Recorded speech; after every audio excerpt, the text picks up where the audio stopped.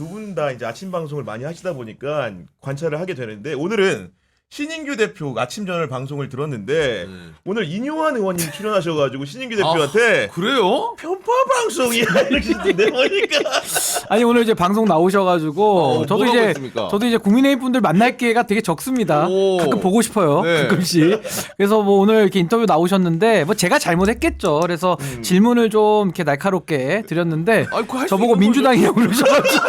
생방인데. 무슨 속인데 네. 무슨 말씀이냐고. 그때 끝나고 나가실 때는 또 잘했다 그러시더라고요. 네, 그래서 뭐 진심은 잘 모르겠으나 제가 이제 시사평론계의 시사방망이 또 구태 정치, 구태 폭격기 열심히 활동하고 있습니다. 아침 저녁 밤으로. 우리 김준일 선배도 이렇게 방송 이제 진행도 하시고 패널로도 많이 나가시는데 솔직히 진행하는 거랑 패널로 나가는 거 너무 다르죠.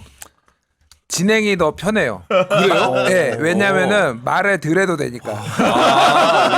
난 진행이 너무 어렵던데 왜냐면 하고 싶은 말이 많아가지고 꾹 누르느라 이 혈압약 먹습니다. 제가 근데 약 한 봉지 먹습니다. 진짜. 제가 오늘 이게 5번째 방송이거든요. 네. 아 오늘 네. 너무 앞에서 할 얘기를 다 했어. 그러니까. 이제 더 이상 말을 하기가 싫은 거야. 그러니까 진행이 더 편해. 아니 오늘은 좀 신선하게 한번 가볼까요? 그러면 가봐야 될 것 같은데 딴 데서 안 네. 다루는 거 좀 다루자고 그래. 안 다루는 걸로 한번 가보도록 하겠습니다. 이것도 다뤘을 수도 있는데 뭐 저출산 다루실 거예요? 뭐 다루실 거예요? 저출산은 아니고 제가 본 시각은 뭐냐면은 지금 정부 곳곳에서 윤석열 정부가 굉장히 힘 빠진 모습이 드러나고 있다 이런 판단을 하게 되는 건데 어떤 보도가 나왔냐 교육부가 내년도 의대 정원을 증원 이전 규모인 3,058명으로 되돌리기로 했다는 보도가 나왔거든요. 우리 김재희 평론가님 어떻게 보셨습니까? 그러니까 저는 윤석열 정부에서 의대 증원 문제를 이거를 보면서 2,000명 얘기 나오고 막 고집하는 거 보면서 이걸 이렇게 말아먹나?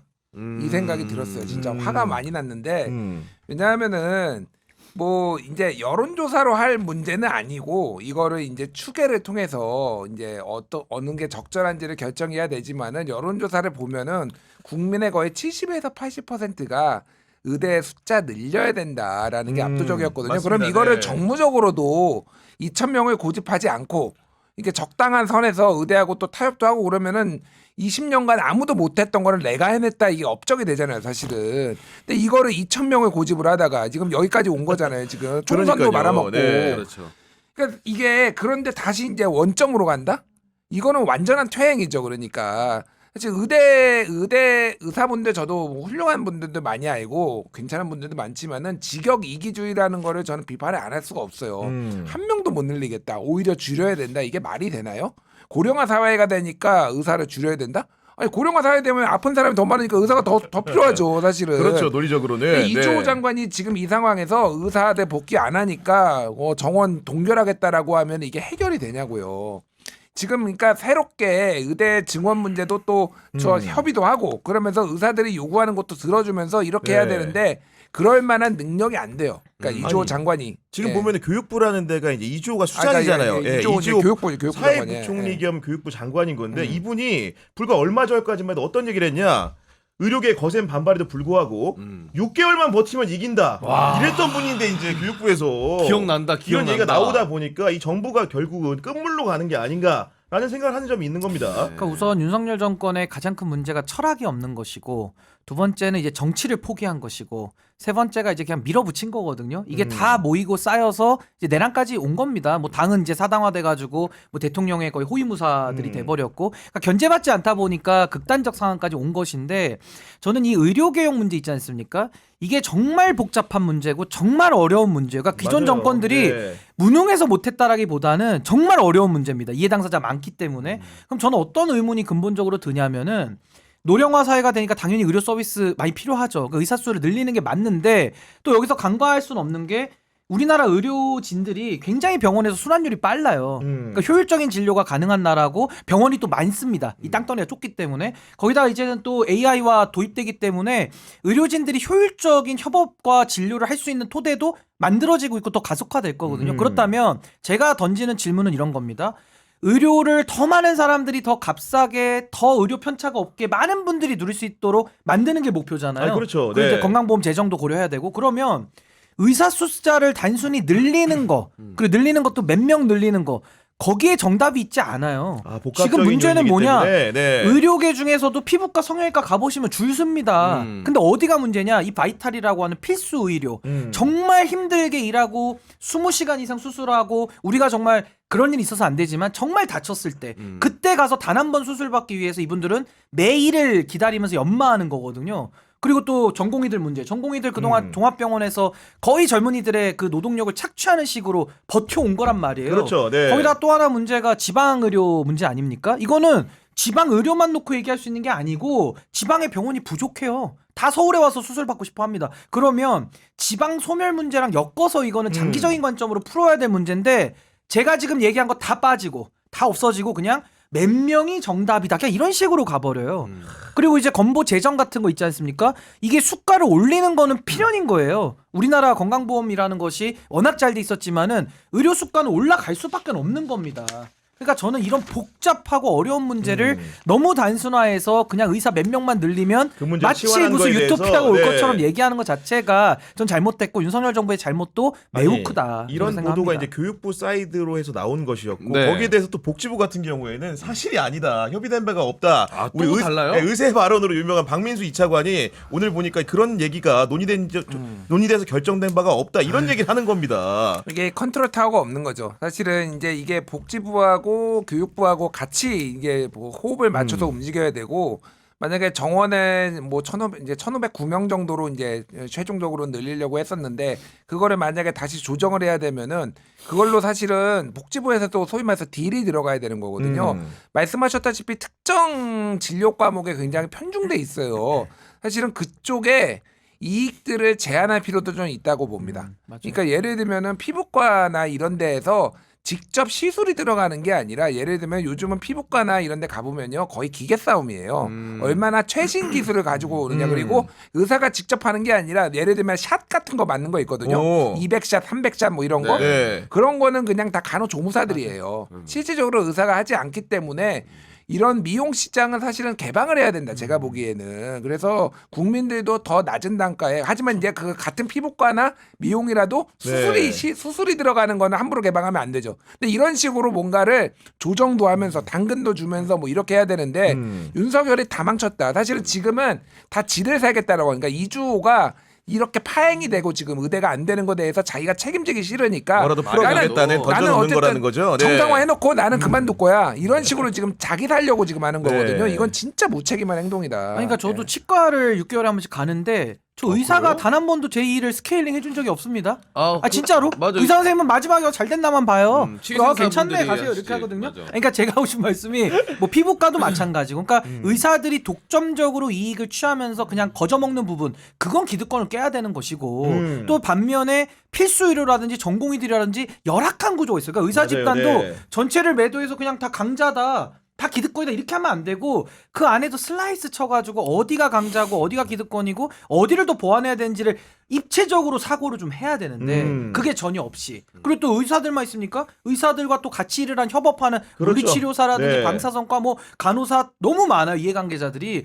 이걸 누가 조율하고 이걸 누가 어떻게 좋은 선진화된 의료 체계를 짜느냐, 그러면서 더 많은 사람들이 혜택을 누리느냐, 이 목적이 상실된 채 그냥 몇 명 이걸 늘려야 돼. 그러니까 저는 이런 논쟁 보면은 도대체 이게 우리 의료 시장에 무슨 도움이 되나 이런 생각이 좀 들어요, 사실은. 그리고 의대 정원 증원 문제가 이런 상황인 것이고 또 하나 또 눈여겨봤던 부분이 뭐냐면은 대한축구협회장 선거 정몽규 문체부 감사가 무색하리만큼 높은 득표율 85% 당선됐습니다. 압도적 독재. 네.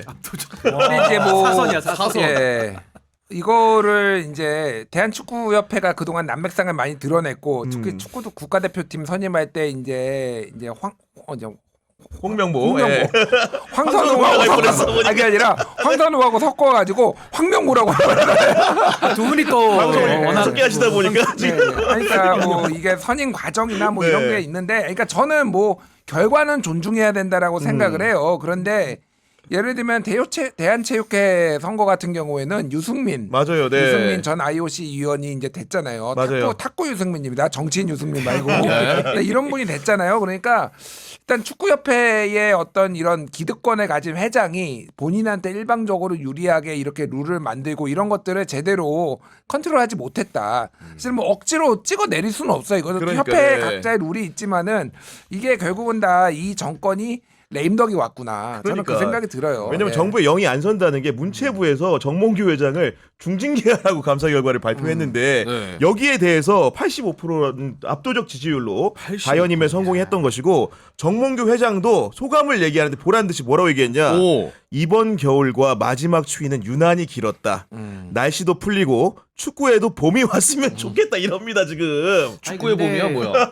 정몽규 회장에 대한 문제는 지금 하루 이틀 되는 게 아니고요. 엄청 시끄러운데. 이것도 사실 뭐 선수 출신이어야만 하는 건 또 아닙니다. 음. 사실은 행정에 대해서는 또 능력이 특화돼 있으니까요. 그래서 좀 현실을 잘 알고 정말 이 축구계의 민원들 내지는 뭐 저변을 넓히면서 우리 축구 대표팀의 그런 뭐 기량도 더 높여야 되는 여러 가지 숙제들을 좀 해낼 리더십의 교체가 반드시 필요한데 이 축협이라는 곳이 대의원 간선제를 하다 보니까 맞아요, 네. 이 기득권이 안 깨지는 맞아요. 거예요. 자기들끼리 해먹으니까. 그러니까 이럴 때는 아까 말씀하신 대로 문체부 감사라든지 뭔가 외부의 압력이 들어갈 수밖에 없는 그렇죠. 거고 네. 그걸 통해서 기득권을 깨줘야 되는데 더 피파가 기득권이 더 이제 세. 강화되는 쪽으로 가니까 이것도 역시 책임은 윤석열로 물 수밖에 없는 아니, 거예요. 왜냐면은 이 부분이 유일하게 윤석열 대통령이 자신 있게 얘기했던 것 중에 하나잖아요. 그리고 이제 감사라는 것도 장관이 직접 이제 의사를 밝힐 정도로 그러니까요. 강력하게 밀어붙인 사안임에도 불구하고 이런 결과가 나온 겁니다. 아 이거는 뭐. 아니 그러니까 피파가 더 세다 그러더라고 얘기 들어보니까. 피파가 그러니까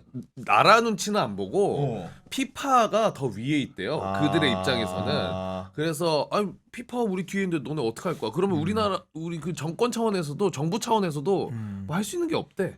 수단이 예, 약간 그렇게 얘기하시더라고요. 그런 제가 잘은 상황인 모르는데. 것이고 그리고 이제 최상목 권한대행이 와가지고 한 일 중에서 헌법재판관 3명을 임명하는 문제가 있었는데 두 분은 임명이 된 거죠. 그리고 한 분이 남았습니다.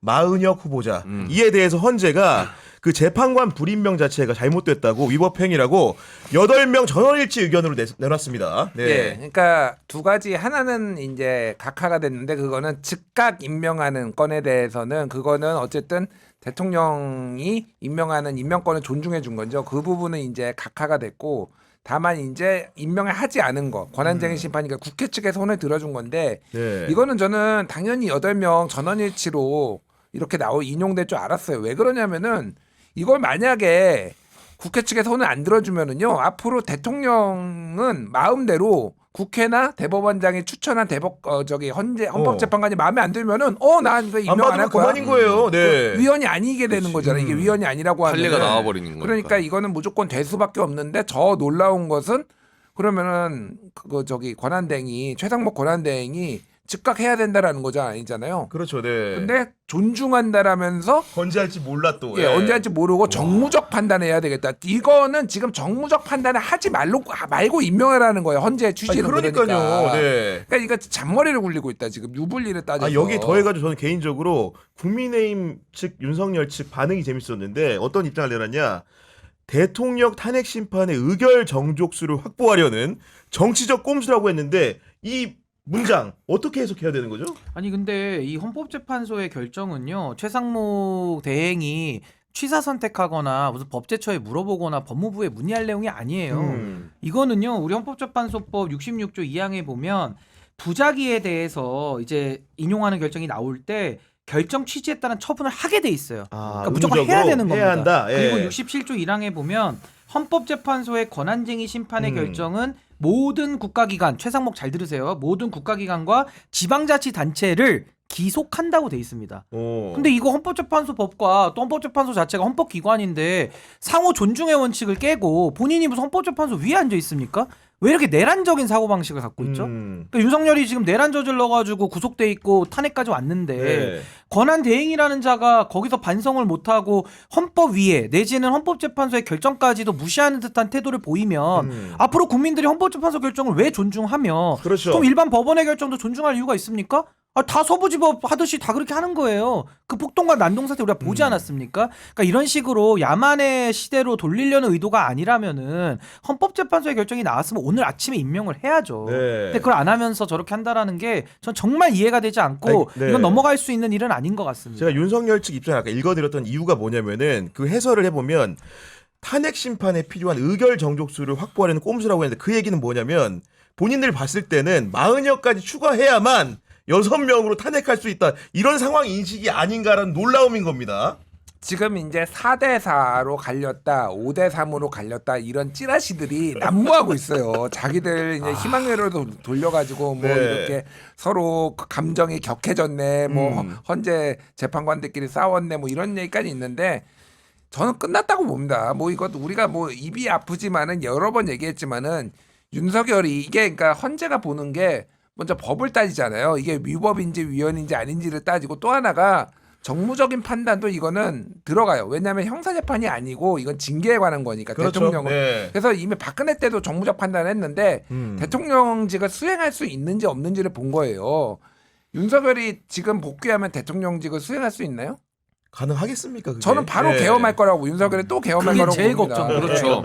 그러니까 뭐 가능성도 없지만은 개헌을 하는 게 아니라 개엄을 또 하겠죠. 제 얘기하면 야 싹 다 잡아들여. 그리고 단전단수 여기 바로 이제 전기 끊기고. 그러니까 가능하지 않은 건데 끝까지 이제 이게 불공정하다, 뭔가 문제가 있다라는 주장을 하기 외피를, 위해서 네. 이런 식으로 지금 계속 하고 있다. 근데 약간의 딜레마에 빠진 건 뭐냐면은 정족수라는 게 지금 8인이잖아요. 네. 8인 맞아요. 중에서 한다 그러면 6명이 그 정족수가 되기 때문에 그렇죠. 인용이 되려면 6대 2까지 그러니까 여유 오. 공간이 있는 거예요. 네. 근데 한 명을 더 임명해서 9인 체제가 되잖아요. 그러면 6대 3. 그러니까 지금 이거 탄핵을 무마시키려면 4명을 더 그러니까 한 그렇습니다. 명을 더 네, 확보해야 네, 되는 거예요. 네. 반대표를. 그러니까 이게 뭐 이렇게 저도 정무적으로 계산하는 것 자체도 전 너무 말이 안 된다고 보고 그러니까 지금 탄핵을 반대하는 입장에서도 과연 이거 한 명 지금 마흔여 후보자를 넣는 게 맞나 빼는 게 낫나 빼면은 5대 3이면 3명만 확보했으면은 그렇죠. 5명으로 탄핵을 또 기각시킬 수도 있다라고 생각할 거거든요. 그러니까 아마 굉장한 딜레마 상태에 있을 거고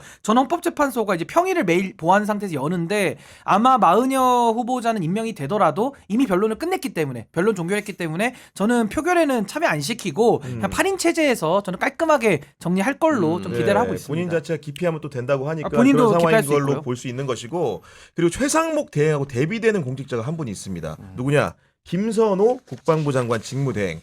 오늘 육사 졸업식에 갔는데 어떤 말씀을 하셨냐면 충성과 용기의 가치를 올바르게 이해하고 실천하는 장교가 되기 바란다. 이어서 군인에게 있어 충성이란 헌법이 규정한 국가와 국민에 대한 충성을 말하며 용기란 어려운 상황에서도 올바름을 선택하고 행동하는 것을 의미한다. 이게 무슨 뜻이겠습니까, 변호관님? 계엄 같은 건 내리면 따르지 말라는 얘기죠. 그렇죠. 네. 뭐 당연히.